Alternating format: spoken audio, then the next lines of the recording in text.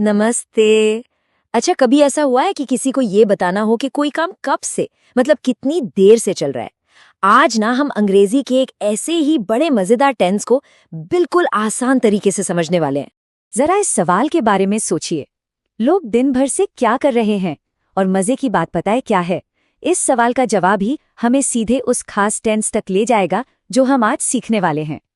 तो ठीक है, सेंटेंस कैसे बनाते हैं उस पे आने से पहले ना सबसे जरूरी है कि इसकी जड़ को पकड़ें। मतलब आखिर ये टेंस है क्या और इसका इस्तेमाल करते कब हैं। इसको ना ऐसे समझिए, ये जो प्रेजेंट परफेक्ट कंटिन्यूअस टेंस है, ये बिल्कुल एक पुल जैसा है। ये ऐसे काम के बारे में बताता है जो पास्ट में कहीं शुरू हुआ था और अभी भी, मतलब प्रेजेंट में भी चल रहा है।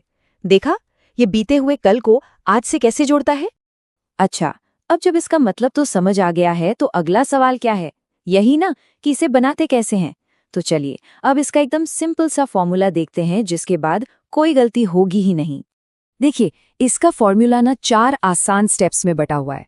सबसे पहले सब्जेक्ट, यानी जो भी काम कर रहा है।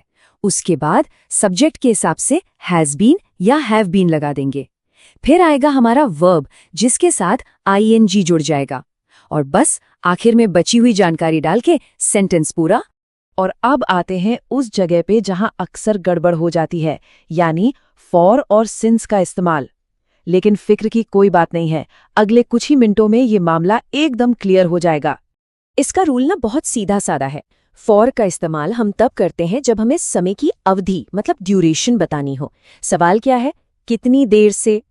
वहीं दूसरी तरफ सिंस का इस्तेमाल होता है काम शुरू होने का एक पक्का टाइम बताने के लिए, एक स्टार्टिंग पॉइंट।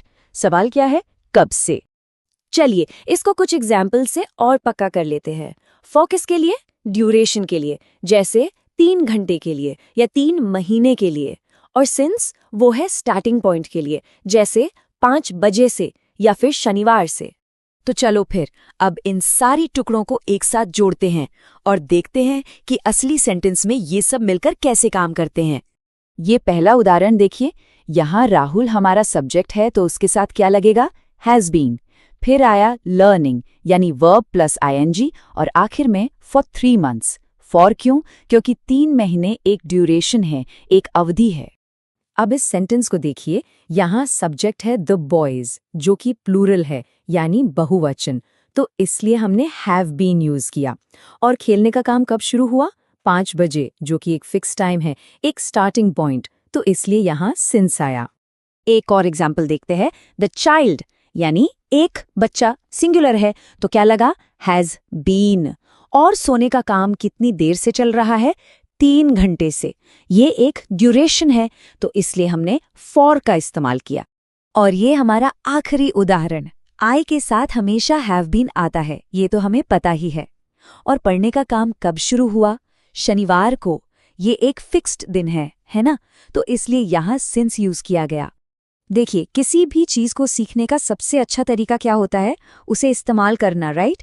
तो अब टाइम है कि हमने जो भी सीखा है ना, उसे प्रैक्टिस में लाएं। तो अब ये एक सवाल सबके लिए, जरा सोचिए, ऐसी कौन सी एक चीज है जो कोई इंसान आज पूरे दिन से कर रहा है? सोचिए और अपना खुद का एक सेंटेंस बनाने की कोशिश कीजिए। यकीन मानिए, यही प्रैक्टिस इस नॉलेज को हमेशा के लिए पक्का कर देगी। अगर वीडियो अच्छा लगे तो please like and subscribe this channel. और भी ऐसे हम बहुत सारे वीडियो लेके आने वाले हैं अगली सीरीज़ में।